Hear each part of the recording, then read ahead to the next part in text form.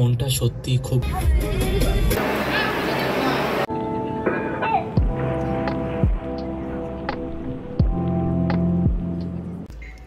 Good morning, welcome back to yet another blog. তো এখন আমরা চলেছি কৃষ্ণনগরের উদ্দেশ্যে।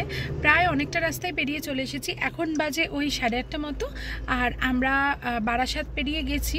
এখানে একটু দাঁড়িয়েছি। মা কিন্তু বাড়ি থেকে চা বানিয়ে নিয়ে চলে এসেছে, তো চা বিস্কুট খেয়ে নিচ্ছি। আর ব্রেকফাস্টের কথা বললাম যে কোথাও একটা দাঁড়িয়ে একটু আলুর পরোটা খাবো, কিন্তু দেখি মা বলল যে মা নাকি তড়কা বানিয়ে নিয়ে চলে এসেছে।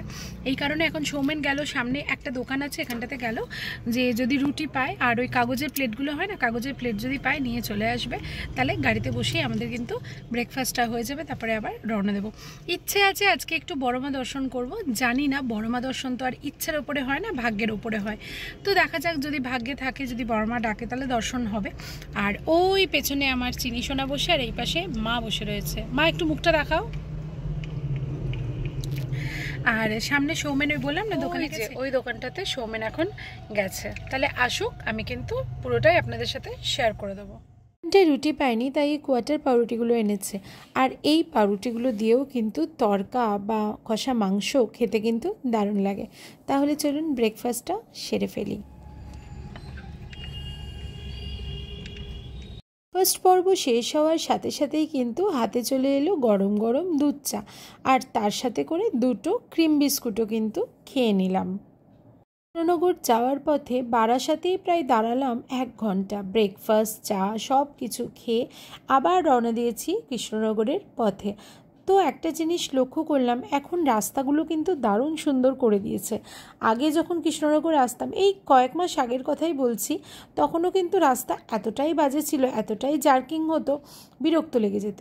তো এখন নৈহাটি পৌঁছে গেছি। পৌঁছে এই মাটকা আইসক্রিমটা খেয়ে নিলাম। মা একটু হাসো।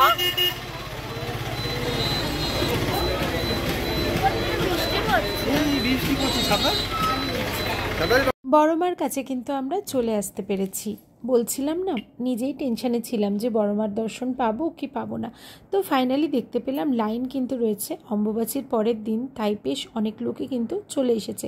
যদিও এখানে সবাই বলছে এটা নাকি কিছুই না, এখানে নাকি প্রচুর লাইন হয়। চলুন আপনারাও বড়মার দর্শন করুন। বড়মার দর্শন করে পুজো দিয়ে মনে একটা আলাদাই আনন্দ চলে এলো কিন্তু। তো তারপরে কিছুক্ষণ এগোনোর পরই দেখতে পেলাম এখানে কিন্তু টোল প্লাজা হচ্ছে, মানে বারাসাত কৃষ্ণনগর রোডে টোল প্লাজা এখনও চালু হয়নি, মানে দেখলাম কাজটা হচ্ছে আর কি। তো বাড়ির পথে চলেছি, একটা আনন্দও কাজ করছে, কারণ অনেক দিন পরই এবার বাড়ি যাচ্ছি। প্রতি বছরই যাওয়ার চেষ্টা করি, তো আমার না আবার চা তেষ্টা পাচ্ছে। তো একটা ধাবাতে দাঁড়িয়ে গেলাম, সেখান থেকে একটু গরম গরম চা খেয়ে নিলাম। আর চাটা নিয়ে আমি টেবিলে এমন জায়গায় বসেছিলাম যেখান দিয়ে না সামনে পুরো হাইরোডটা দেখা যাচ্ছে, আর ওই গাড়িগুলো যাচ্ছে সেগুলো দেখছি, আর দেখতে দেখতে চা খাচ্ছি। আলাদাই আনন্দ লাগে আমার কিন্তু এটা।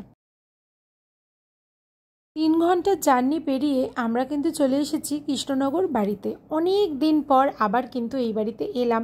বর্ষাকালে এসেছি, তাই চারপাশটা কিন্তু সবুজে সবুজ হয়ে রয়েছে। ওই যে আমাদের পক্ষীরাজ ওখানে দাঁড়িয়ে আছে। আর বাড়ির থেকে না ওই সামনে নদী, জানেন তো, দেখা যায়। তবে এখন দেখা যাচ্ছে না, ওখানেও হয়তো গাছের সবুজে নদীটা ঢেকে গেছে। পরে কখনো গিয়ে নদীটা আপনাদের দেখিয়ে আনবো। তো চলুন ঘরে গিয়ে দেখা যাক এখন চিনি কি করছে। আর এই হলো, এই সিঁড়ি দিয়ে ছাদে উঠে যাওয়া যায়। আর এই বাড়িটাতে মা এসে প্রায়ই থাকে, কারণ এখানে আশেপাশেই আমার জ্যাঠা, কাকা, মাসি, মামা সবাইদেরই বাড়িঘর।